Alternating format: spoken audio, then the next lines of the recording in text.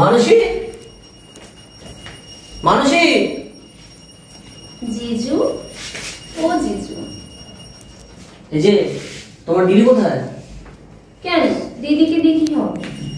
একটা দরকার আছে। সবসময় খালি দিদিকেই দরকার, আমার সাথে কোনো দরকার পড়ে না তোমার? মানে ঠিক বুঝলাম না। তুমি না এত বোকা, কিছুই বোঝো না। এত মিষ্টি, মনে হয় যেন চায়ের সাথে মিষ্টি টুক করে খেয়ে ফেলি। যা কি যে বলো, আমি কি এতই সুন্দর নাকি? হ্যাঁ, অবশ্যই আপনি সুন্দর। আপনার মতন এত সুন্দর হ্যান্ডসাম ছেলে আমি জীবনেও দেখিনি। তাই নাকি? হ্যাঁ। কেন যে আপনি আমাকে ছেড়ে দিদিকে বিয়েটা করলেন?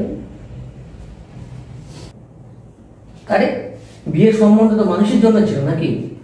সে নয় ছিল, কিন্তু যখন দিদিকে দেখতে গেলেন সেখানে তো আমিও ছিলাম, আমাকে তো আপনি দেখলেনই না।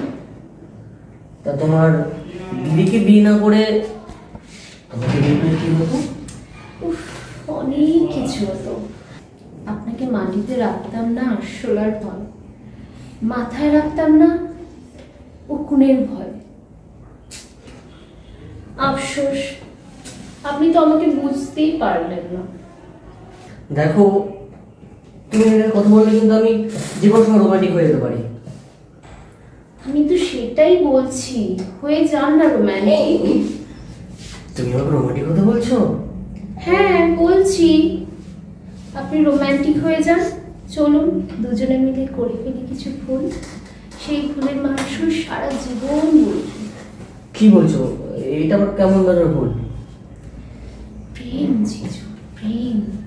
ছি ছি, আমার বউ থাকতে আমি শাড়ির সাথে কেন প্রেম করবো?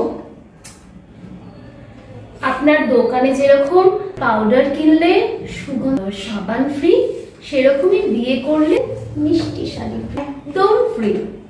আর আপনার ফ্রি জিনিস নিতে আপত্তি কোথায়?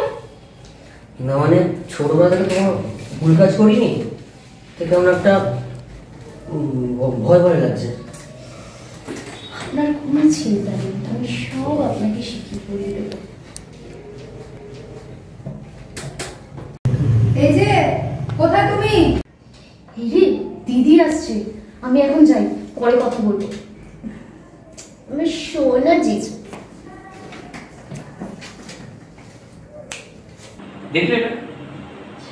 দেখতে পেলে? এটা রেকর্ড করেছো তো? হ্যাঁ, রেকর্ড করেছো। দেখলে এটা? সবাই দেখলে?